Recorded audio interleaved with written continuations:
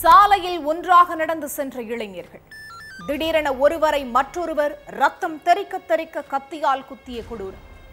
மருத்துவமனையில் அனுமதிக்கப்பட்ட இளைஞர் சிகிச்சை பலனின்றி உயிரிழப்பு. இளைஞர் கொடூரமான முறையில் கத்தியால் குத்தி கொலை செய்யப்பட்டது ஏன்? நண்பர்களுக்கு இடையே ஏற்பட்ட பிரச்சனை என்ன?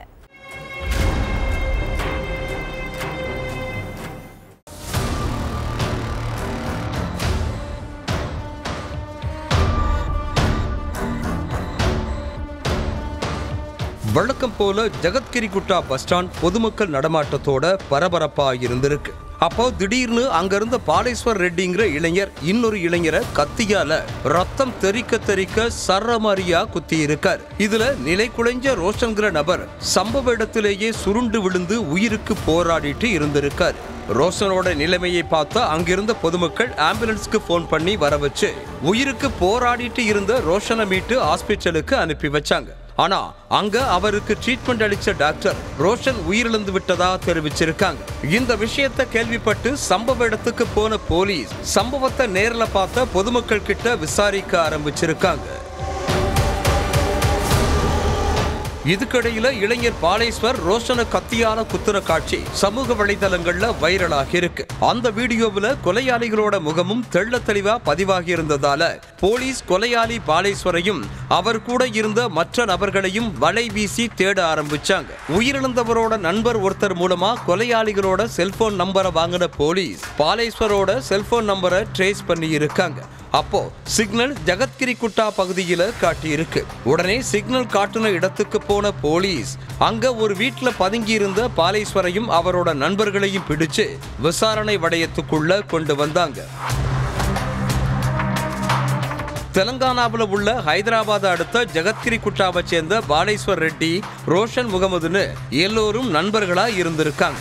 இதுல பாலேஸ்வரும் ரோஷனும் எந்த நேரமும் மது குடிக்கிறது, வேலை வெட்டிக்கு போகாம ஊர் சுத்துறது, காசுக்காக கொலை பண்றது, பணத்துக்காக திருட்டு வேலையில ஈடுபடுறதுன்னு எல்லா குற்ற சம்பவங்கள்லையும் ஈடுபட்டுட்டு இருந்திருக்காங்க. இவங்க ரெண்டு பேர் மேலையும் பல போலீஸ் ஸ்டேஷன்கள்ல கேஸ் இருக்குன்னு கூறப்படுது.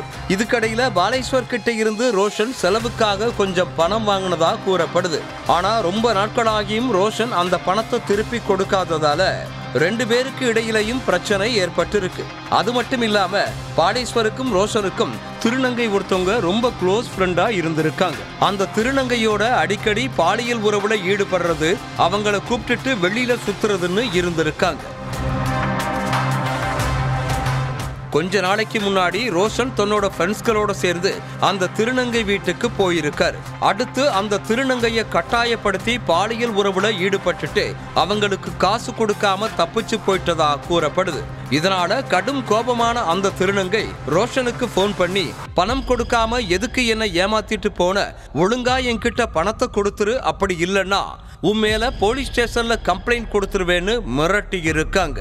அதை கேட்டு கோபமான ரோஷன், நீ எங்க போய் கம்ப்ளைண்ட் கொடுத்தாலும் உன்னால என்னைய ஒன்னும் பண்ண முடியாதுன்னு பதிலுக்கு திட்டி இருக்காரு. இதனால ரெண்டு பேருக்கும் இடையிலையும் பிரச்சனை ஏற்பட்டிருக்கு.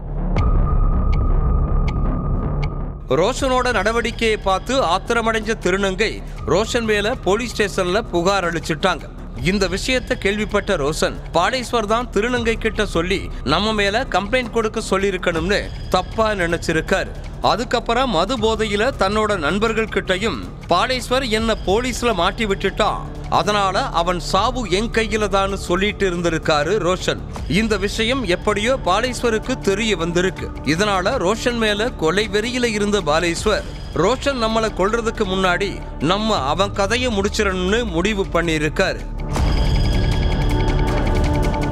அதுபடி சம்பவத்தன்னைக்கு பாலேஸ்வர், ஆதில், முகமது, ரோஷன் எல்லாரும் ஒன்னா உட்கார்ந்து மது குடிச்சிருக்காங்க.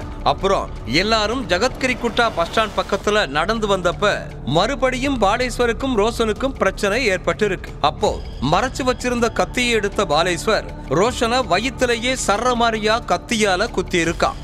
இதுல நிலை குலைஞ்சு உயிருக்கு போராடின ரோஷன் மருத்துவமனையில அனுமதிக்கப்பட்டு சிகிச்சை பலனளிக்காம உயிரிழந்துட்டார்.